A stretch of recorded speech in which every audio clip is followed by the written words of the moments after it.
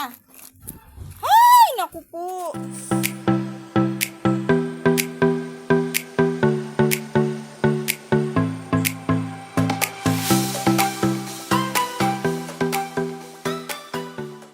What's up mga kasisi ko, and for today's upload, ito nga pala is nung December 31, 2025 pa. Gusto ko lang naman mag-outfit check tapos biglang ganito.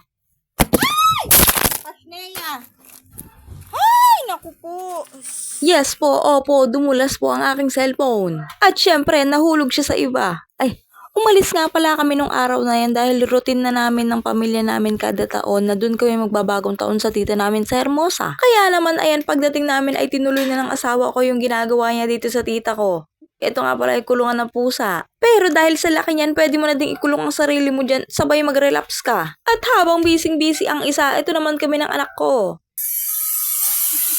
Inaantok na sa ekspresura, oh. Aray ko.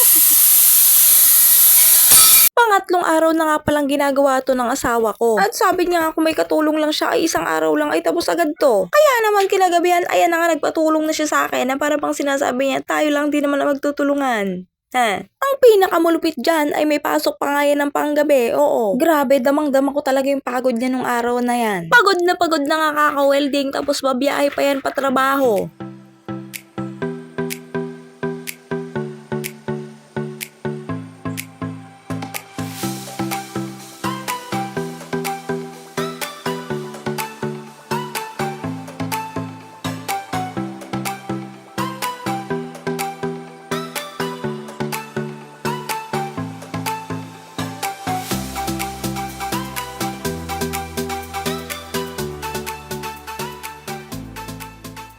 At eto na nga siya, umatake na. Sulitin ang pag-aura-aura dahil mamaya ubusan ng boses na. Syempre, dapat maganda tayo sa pagpasok ng taon 2026. And eto naman si Exodus and second time na bagong taon niya na ngayon. Wala lang, wandering lang siya sa mga tao dyan sa bahay. Ikot ba naman kasi ng ikot yung mga tao dyan? Grabe, parang nung New Year 2025 lang, karga-karga pa lang siya tapos hindi pa siya marunong umupo. Ayan, yung video na yan is nung December 31, 2024, magta-2025 niyan. Same location and same bahay lang na end tinulugan namin nung New Year.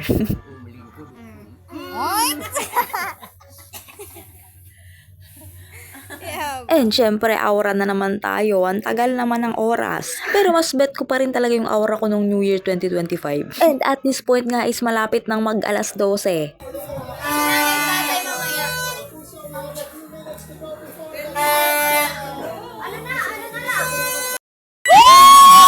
Happy New Year, anak! Happy New Year,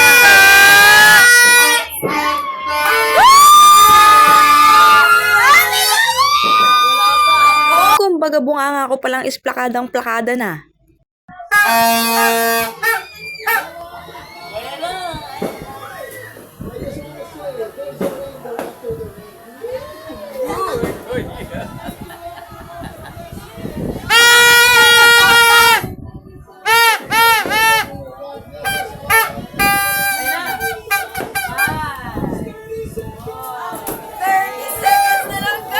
At 3, 2, 1 na nga lang is nagkamali pa siya.